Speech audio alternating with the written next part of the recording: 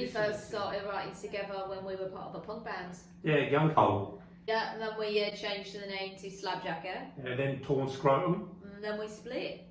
Much like that scrotum. Well, we was just going in different musical directions. Yeah, the others went a bit more glam, glamo. Ugh. And we started dabbling in Baroque symphonics, and that led us to an offer we couldn't refuse. Yeah, composing doorbell rings. Yeah. We were quite fortunate to have a hit pretty early, eh? Yeah, it really set things up for us from there. Yeah, you know, Ding Dong.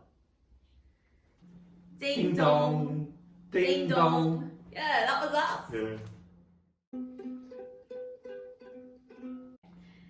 Well, Mick does all the melodies, Melody Mick, and I do the lyrics. It's a real fitty split. I do all my composing on the ukulele. It's friendly, like a doorbell ring. How about this one now? No, that's shit. Yeah, I thought so too. I think a good doorbell ring is like a call and response. The ding and the dong. It's like knock knock and who's there, you know? Yeah. Which one of our doorbell rings do you have at home again? Mate, I don't have a doorbell.